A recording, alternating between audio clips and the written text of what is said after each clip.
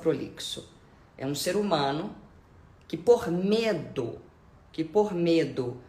da crítica alheia se excede. E aí o que ele consegue com isso? Ele se torna o chato da história. Então existe esse tipo de prolixo.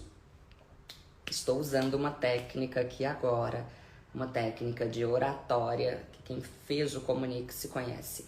Existe este tipo aqui de prolixo, o prolixo que é prolixo por vaidade, o prolixo que precisa abarcar tudo daquele assunto para que ninguém diga que ele não sabe. Ele não suporta a crítica, não. E existe um outro tipo de prolixo. Este outro tipo de prolixo aqui é o prolixo inseguro. É o prolixo inexperiente, talvez. Inseguro / inexperiente, digamos assim. Por quê? Diante da minha insegurança, diante da minha inexperiência para falar daquele assunto, eu me perco nas informações. Isso é muito comum no início da carreira. As pessoas que não têm, por exemplo, eu sou uma palestrante com bastante experiência. Eu estou diante de palcos desde 2004. São 20 anos de palco. Eu estou nos palcos desde 2004. Então, a chance de eu ser prolixa é mínima, porque eu adquiri experiência para entender o que deve ser falado, o que não deve ser falado, o que vale a pena e o que não vale a pena. Então, em primeiro lugar, você precisa se reconhecer como um ser prolixo.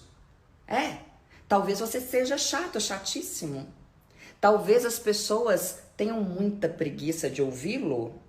Pois então, diante disso, entendendo que você é prolixo, aceitando que você é prolixo, você precisa pensar na consequência da sua prolixidade, que é qual? Não ser valorizado, não ser ouvido, não ser atendido, não exercer domínio sobre as pessoas, não exercer poder sobre as pessoas, ter um baixo poder de persuasão.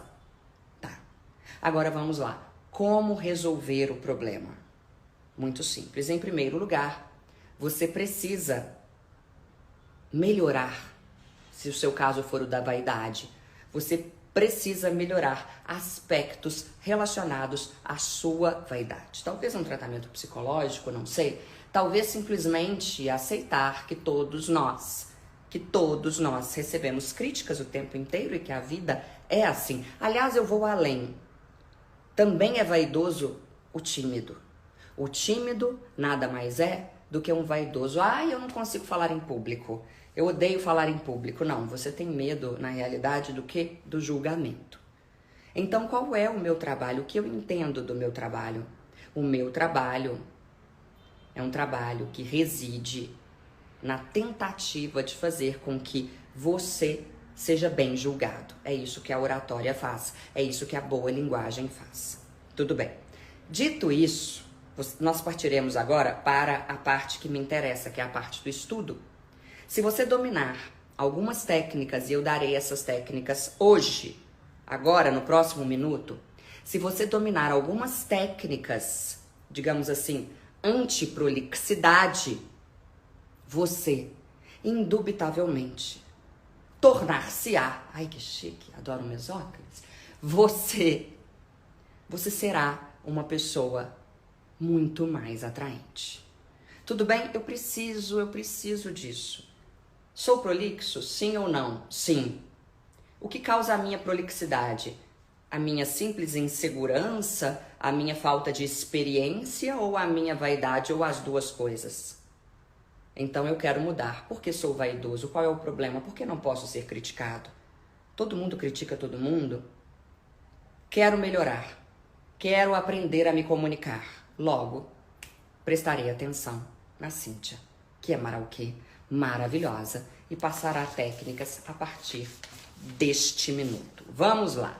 Você, preste atenção em mim. Eu adoro esta parte da aula. O prolixo, quando fala em... De novo. O prolixo, quando fala em público, como ele é? Veja que interessante. O prolixo recebe o microfone e começa. Vamos lá, vamos imitar o prolixo. Quem sabe você não se identifica ou não identifica alguém. O prolixo começa assim. Boa noite a todos, a todas e a todes. Não, eu não vou nem comentar o todes, saltarei essa parte. Boa noite a todos e a todas. Diga para mim, você fala qual língua? A portuguesa.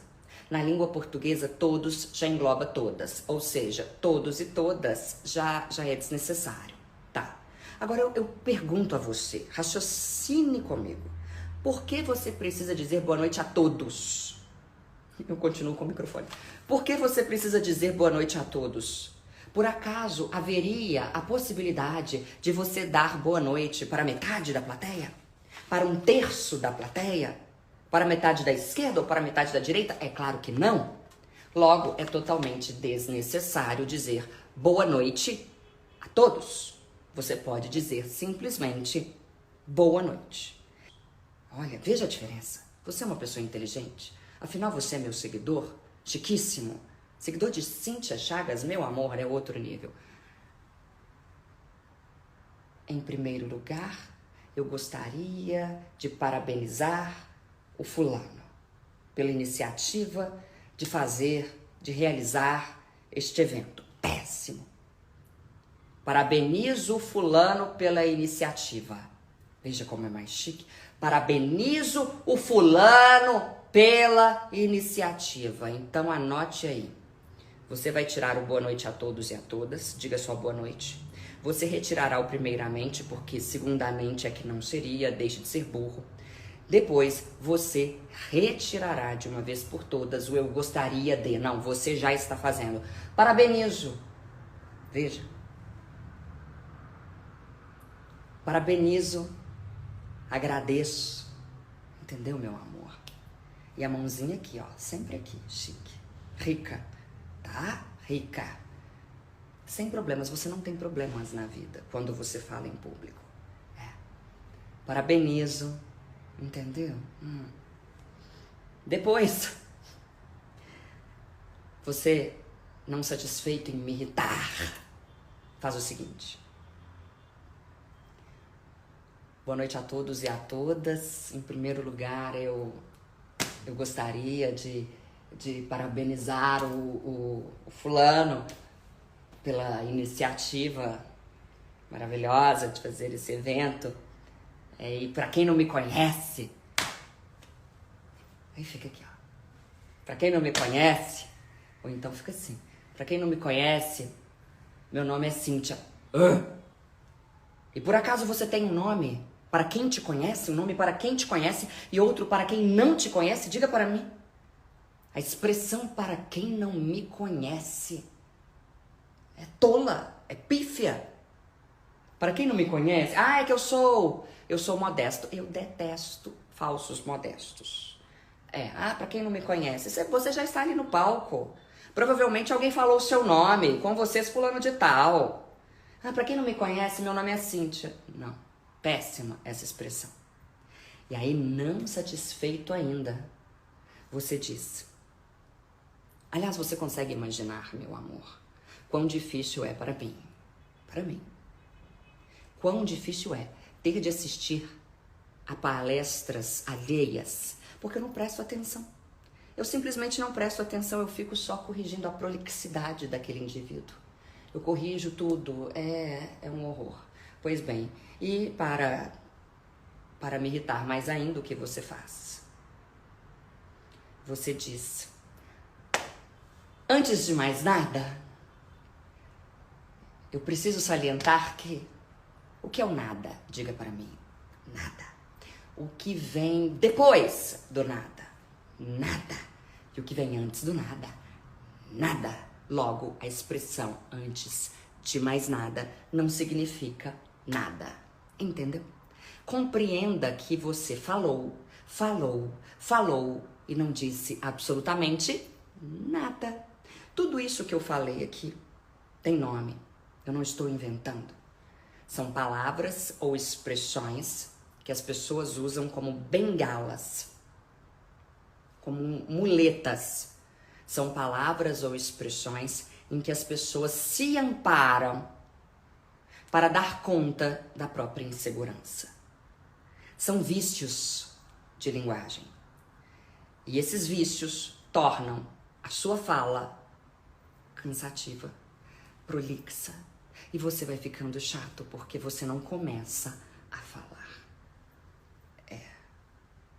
Tá. Dito isso, você entendeu. Agora pensemos naquele momento em que você precisará se estender diante de uma plateia. E quando eu falo plateia, lembrando que plateia não tem mais acento, quando eu me refiro à plateia, plateia sem acento, plateia sem acento, plateia sem acento, muito bem, plateia sem o quê? Sem acento. Quando eu me refiro à plateia, preste atenção, eu me refiro a uma plateia de 4 pessoas, de 3 pessoas, da sua equipe, você que tem uma equipe, você que é gerente. Eu me refiro a uma plateia de 100 pessoas. Eu me refiro a uma plateia de 10.000 pessoas, como eu já tive. Adoro. Quanto maior a plateia, mais eu gosto. Ai, ai. Aliás, equipe, retira esse corte, tá? Vai dar um meme sensacional. Quanto maior for a plateia, mais feliz eu ficarei. Então vamos lá. Preste atenção em mim, você que é prolixo. Número 1, na sua casa, você vai escrever o que você falará. Uma boa maneira de se organizar é pensar da seguinte forma, anote aí.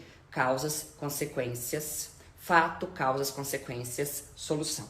Você precisa discorrer sobre um tema.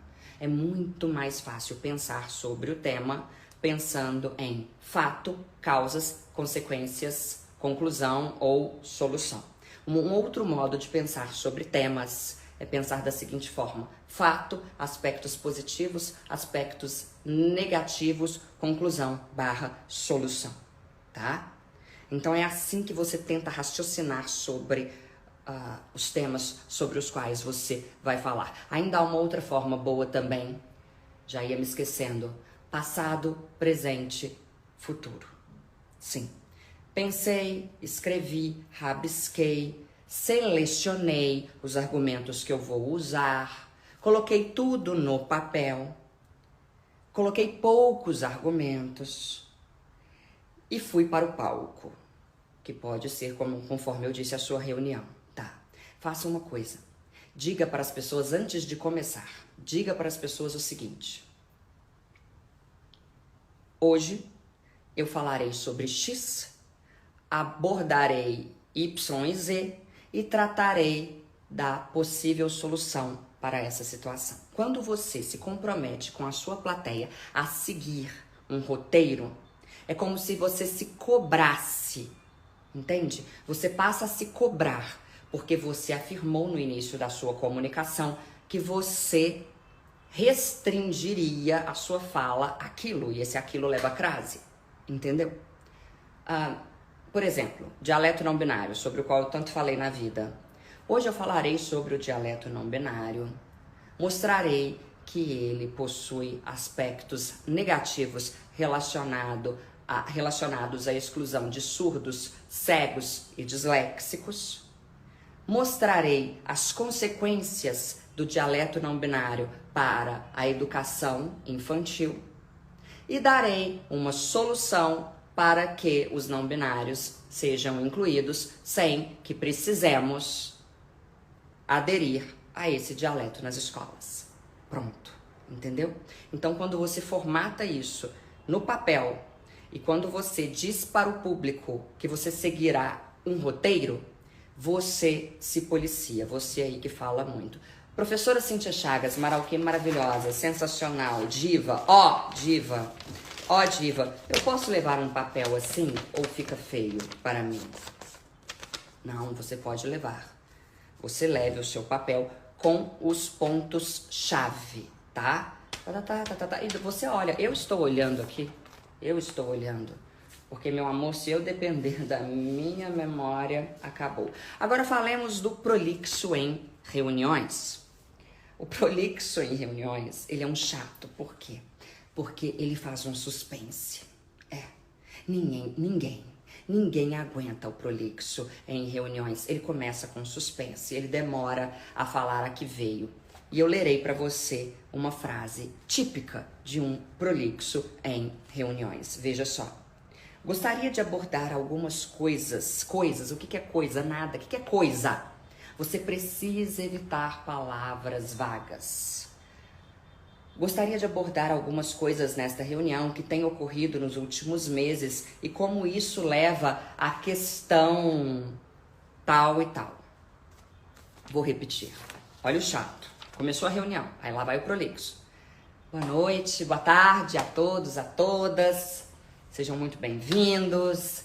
Então, gente, começa com então. Prolixo gosta de então.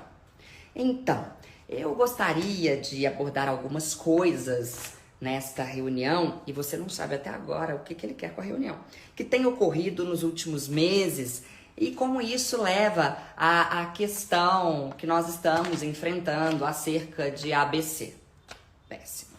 Vou mudar para você. Veja como você consegue falar muito melhor a mesma coisa, tornando-se muito mais atraente.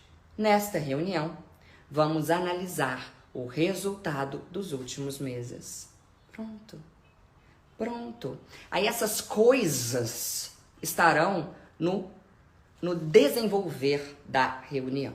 Um outro aspecto a ser observado na linguagem do prolixo é o seguinte: sujeito, verbo, complemento. Preste atenção, não sei se você se lembra disso da época da escola. Sujeito, verbo, complemento. O menino, sujeito. Comprou, verbo. Uma bola, complemento, que é o objeto direto. O menino comprou uma bola. Essa é a ordem natural das frases. A frase, meu amor, a frase tem uma ordem. O que ela tem? Ela tem uma ordem. Ela tem uma ordem natural. Sujeito, verbo, complemento. Ah, sim, diz que é sujeito e predicado?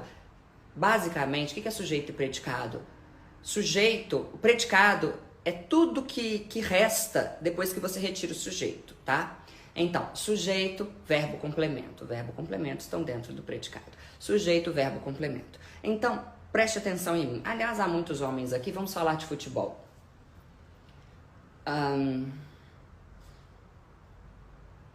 Atlético perde no Mineirão.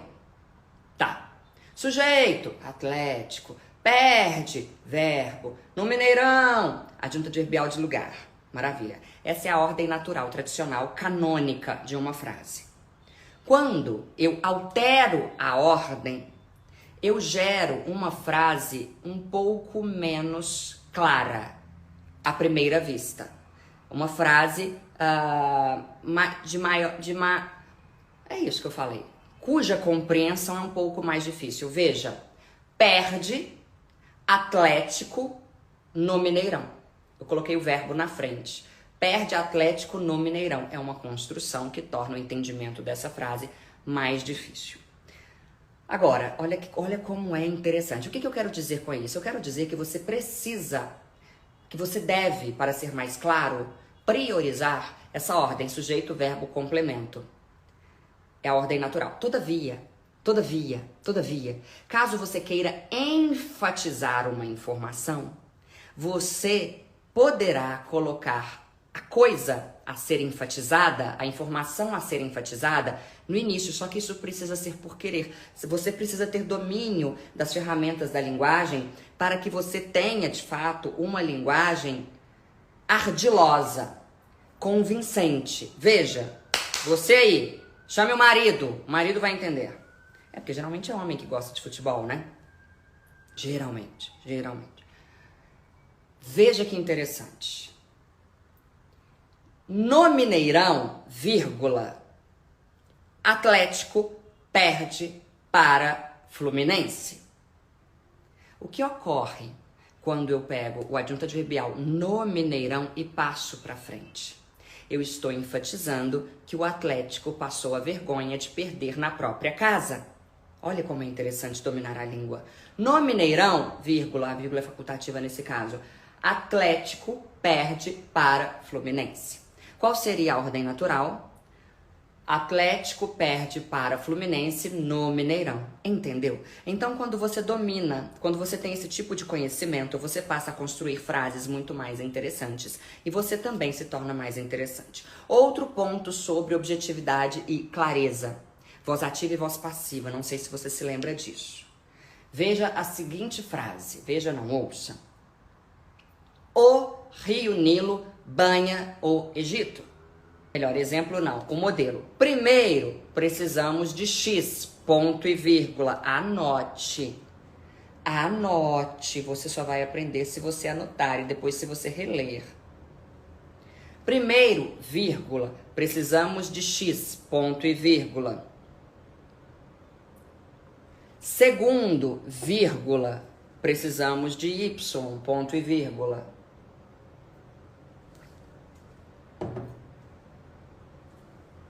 Terceiro, vírgula, de Z. Exemplo. Anote. Primeiro, precisamos melhorar a comunicação interna, ponto e vírgula. É um exemplo. Aí você aplica esse exemplo à sua realidade. Segundo, vírgula, estabelecer metas claras para a equipe, ponto e vírgula. Está anotando? Espero que sim. Terceiro, vírgula, promover um ambiente colaborativo. Ponto final. Tá? Perfeito. Então, a frase 1 já foi. A frase 2 eu acabei de construir. E vamos agora para a frase 3. A frase 3 terá ou um resumo ou uma solução. Ou um resumo ou uma solução. Anote o exemplo. Se implementarmos essas ações, vírgula, eu dou a minha palavra de que haverá um aumento significativo nos resultados da empresa. Se implementarmos essas soluções, vírgula, eu dou a minha palavra de que haverá um aumento significativo nos resultados da empresa. Ponto final. Então veja o que eu passei para você. A regra dos 3 pontos finais. Como ser objetivo para iniciar a minha fala na minha reunião. Eu faço 3 frases. Na primeira, eu introduzo o tema de modo seco. Na segunda, eu elenco 3 pontos principais. Na terceira, eu dou ou a solução ou faço um resumo sobre o que é o cerne da questão. Entendeu? Agora, para que você consiga deixar de ser repetitivo, enfadonho, prolixo, para que você tenha uma comunicação atraente, magnética, é necessário que você pratique, é necessário que você observe, é necessário que você policie-se. Observar a forma como os outros falam, a forma como os outros falam é um caminho sem volta. Você passará a observar e com isso você vai aprendendo, com isso você vai se indagando e tal. Praticar é óbvio. E policiar-se. Você precisa olhar para si e perceber se você está acertando ou se você está errando. Quais são as vantagens de falar bem? Em primeiro lugar, preste atenção em mim. Você nunca será, você jamais será um Dom Perignon enquanto você falar como Cidra Cerezer. Você jamais será um Dom Perignon enquanto você se comunicar como Cidra Cerezer. Você pode ter muito conhecimento técnico, você pode ser excelente na sua área, você pode ter pós-doutorado. De nada adiantará, ou melhor, isso pouco adiantará se você não souber se comunicar com mais atratividade. A pessoa que se comunica bem é mais atraente, recebe promoções, recebe mais convites sociais, inclusive. Aliás, recebe até mais convites, meu amor, para jantares românticos, tá? A pessoa que se comunica bem é mais respeitada, é mais magnética, ganha mais dinheiro. Quem se comunica melhor ganha mais dinheiro. Por quê? Porque todos nós julgamos. Nós julgamos as pessoas o tempo inteiro. Você pode ser, inclusive, a Madre Teresa de Calcutá. Você julgará. O cérebro humano demora 3 segundos, não 4, não 5, mas 3 segundos para ter uma opinião sobre a pessoa. Chata, legal, burra, inteligente, simpática, antipática, feia, bonita. São 3 segundos. E qual é a função da oratória? Qual é a função da boa linguagem, da boa comunicação, do bom português? Fazer com que você seja bem avaliado. Porque